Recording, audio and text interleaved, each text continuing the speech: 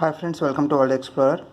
Today we are discussing about multiple organ dysfunction syndrome and prevention of multiple organ dysfunction syndrome, and also we will discuss about how to predict mortality of a patient admitted in ICU. How much percentage is the chance of a patient is going to die? That is what we are going to see. By learning this topic, the objective of is you can give counseling to the family members the chance of survival of the patient with confidence. So don't miss any single discussion of this topic. Now, in this topic we are seeing about what is multiple organ dysfunction syndrome, what is the SOFA score, what is the Q-SOFA score, and how to predict mortality rates in ICU, and how we can make clinical decisions, and how we can apply in our ICU practice. So what is multiple organ dysfunction syndrome? Multiple organ dysfunction syndrome is a life-threatening illness. This is because of physiological insult occurring to the patient. On ICU admission, we are going to assess the patient, and after admission, we see there is a physiological derangement of 2 or more organ systems of the patient. That means if a patient is admitted and then we are seeing there is a physiological derangement, there is a failure of systems, then it is called as multiple organ dysfunction syndrome. This may be attributed to the uncontrollable infection in the ICU. Next, what is organ failure? If there is an organ failure, for example, if there is a lung failure, the patient is not able to breathe. It will be manifested as decreased SpO2. So what they are doing, we are going for mechanical ventilation. What is mechanical ventilation? We are attaching a mechanical ventilator to the patient, and we are keeping on the mode of controlled mode ventilation or SIMV or CPAP or BiPAP, etc. Whatever it is, we are going to give some support to the lungs of patient so that he can maintain his saturation of oxygen. Next thing is hemodialysis. Once the patient is admitted, he is at risk of going to ARF. ARF is acute renal failure. If patient's intake output, if we are seeing, if there is decreased output, that means patient is going into acute renal failure. Either we have to maintain adequate input and output status, or else if patient is not able to maintain, if there is a kidney failure, if patient may need hemodialysis. Next is using of inotropic or vasopressor agents. If patient is having a low blood pressure, he has to get support of inotropes. And the next thing is TPN, total parenteral nutrition. What will happen on the admission? Patient is not going to have any interest to eat. So there is maybe patient is having GI discomfort. So because of this, patient is not taking orally. So in such cases, patient may need TPN if patient is very severely malnutrition. Next thing is respiratory, cardiovascular, renal, hepatic, neurologic, hematology. So these are the 5 systems we are going to concentrate in the organ failure. Respiratory, that is we are seeing for the lung failure. Cardiovascular, that is we are going to see is there any decreased cardiac output, or is there any peripheral vascular neuropathies, or else renal, hepatic, and in the hepatic we are seeing about the liver functions, and we are seeing SGOT, SGPT, bilirubin, etc. And next thing is neurologic monitoring. This is done by the GCS. GCS is Glasgow Coma Scale. And next thing is hematology. In the hematology we are looking for the WBC, because there will be increased WBC in the initial stages of sepsis, or if the sepsis is going to get down, the WBC may be coming to normal. Next thing is, if there is more organ failure, there is a more mortality rate.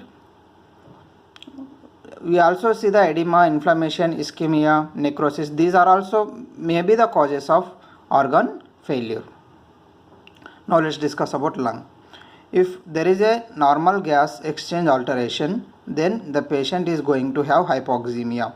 Hypoxemia means if we can see decreased oxygen in the blood, then it is called as hypoxemia. Now why this is more important for us? Now you see, if there is a decreased oxygen in the blood, there is a decreased oxygen to each and every body part. So automatically what will happen, there is a chance of organ failure. So the causes for this may be lung injury, atelectasis or thrombosis, V by Q mismatch, ventilation to perfusion, and the infection is the common cause. Next thing is barotrauma or volutrauma. What is barotrauma? If a patient is on mechanical ventilation, the patient is getting recovered. After some point of time, once the patient is getting recovered, he may not need the mode of ventilation which we have set. For example, if we have set the CMV, now patient is taking his own respiration, now he is in need of SIMV. So what will happen, there is a mismatch between the respiration effort of the patient and the machine. So what will happen, automatically there is an increase of pressure in the lungs, so because of which there is a trauma to the lung tissues, that is called as barotrauma. Next thing is volutrauma. Volutrauma means if patient is taking his own respiration and machine is giving the more volumes of oxygen to the patient, what will happen, automatically there is an increased volume of air, that is oxygen, in the lungs. So again it may cause the trauma to the patient, that is called as volutrauma. Atelectasis is the collapse of lung tissues. Next thing is, it even progresses to ARDS if not treated. Again it can be manifested as fibrosis, hyaline membrane formation, etc. So this is acute respiratory distress syndrome.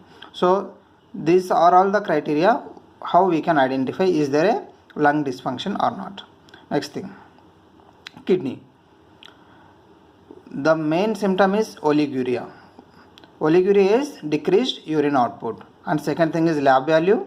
We are seeing an increase in creatinine level, and we can see fluid electrolyte and acid base balance, and we can see ARF or CRF, and this may be attributed to the nephrotoxic drugs which we are using in ICU. So it is better to stop the nephrotoxic drugs if patient is going into the kidney failure. Next thing is heart. Increased capillary permeability, capillary leak and edema. So this is the cause for patient edema. We see some of the patient is having edema.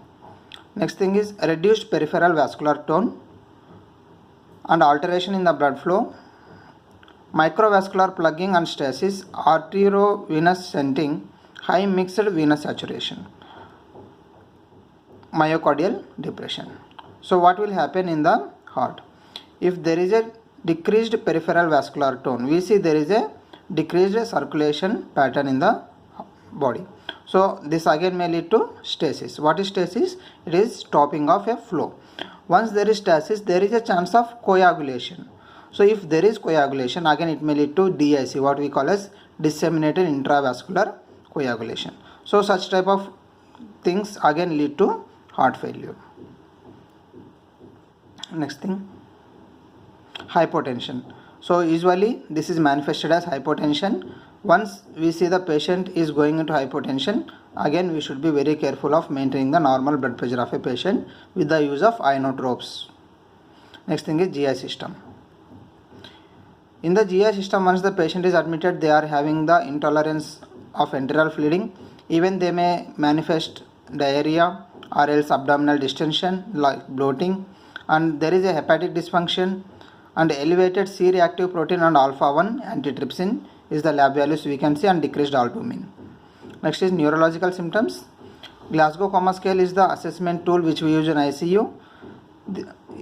This may be neurological failures is because of iatrogenic, that is after admission because of sedation or analgesics or metabolic alterations, subclinical cerebral edema, reduced cerebral perfusion pressure. So these are the causes because of which patient is going into neurological problems. So peripheral neuropathy is observed in the patients, and polyneuropathy is also seen. Next thing is hematology. In the hematology, we see leukocytosis in the initial stage.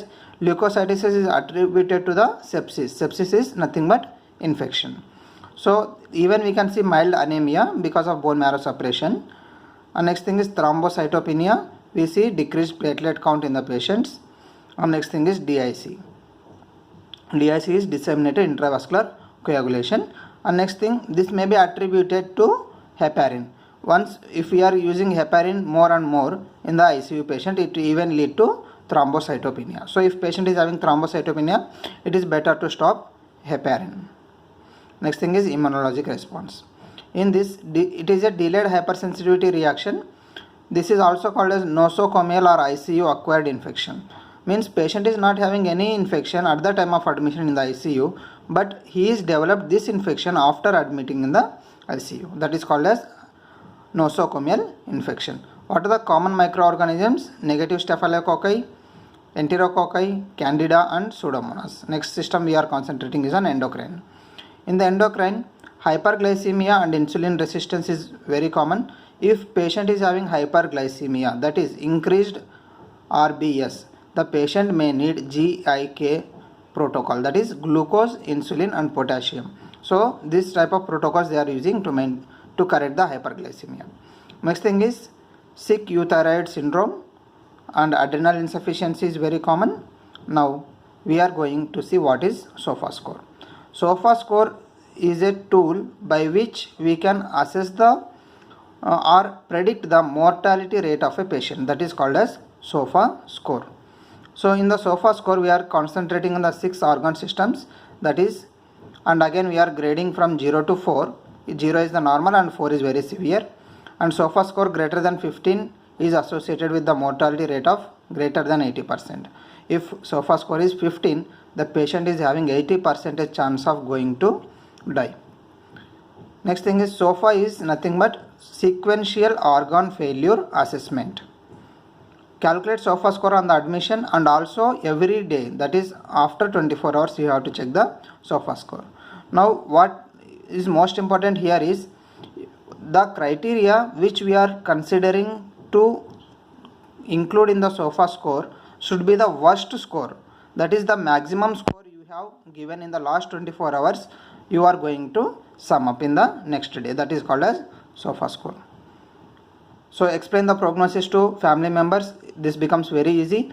If patient is coming, your relatives are coming and asking you, is patient is going to survive or not, you can give the accurate prediction like patient is having a 80% chance of going to death, or if patient is having 80% chance of going to survive. Such type of accuracy and giving health education to the family members becomes easy once we are using SOFA score in the ICU. Next thing is GCS. GCS is Glasgow Coma Scale. Minimum score is 3, maximum score is 15, and the components are eye opening, verbal response and motor response. So total score is 4, 5, 6 is the maximum, minimum is 1, 1, 1, that is 3. So if you need more information about GCS, find the video in my YouTube channel. Next thing is score interpretation of SOFA score. This is I have taken from one website. They are saying that if it is 0 to 6, mortality rate is less than 10%. If it is 7 to 9, 15 to 20%. You can see as the score is increasing, there is an increased chance of mortality. So that is the score interpretation of SOFA. This is the SOFA score table. We can see if there is FiO2 greater than 400, this is normal. Coagulation platelets greater than 1,50,000 normal. Bilirubin less than 1.2 is normal. If there is no hypotension, it is normal. If GCS 15, it is normal. And if urinary creatinine less than 1.2, it is normal. Now we can see as the score is progressing 1, 2, 3, 4. We are seeing FiO2 is going to less than or equal to 100, and they need respiratory support in the score of 3 and 4. And when we are seeing the coagulation of platelets, we are going to see there is low platelet count, that is even less than 20,000 in 4, and 3 it is less than 50,000. And if it is liver bilirubin, we are going to see greater than 12 mg per dl. In cardiovascular hypotension, the patient's mean arterial pressure is less than 70 mm in score 1.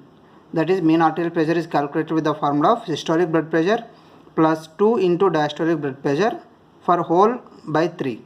So that is how we are going to see the what is mean arterial pressure. And next thing is in the score of 2 and 3 and 4, we are using the inotropes. The patient may be needing the inotropes with the increased dose of dopamine, dobutamine or norepinephrine, whatever it is, we are going to use the inotropes. Next thing is GCS score.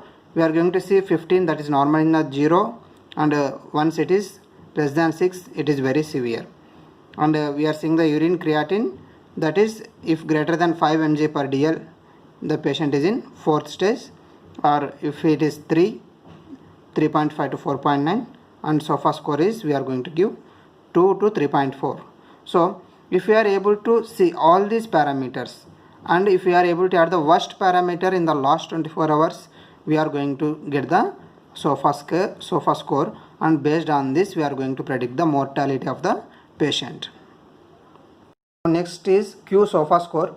This is a modified version of SOFA score. So this is quick sequential organ failure assessment. They are using only 3 parameters here. Respiratory rate, if greater than 22 they are giving 1 point. If change in mental status they are giving 1 point. And if it is systolic blood pressure less than 100 mmHg, it is 1 point.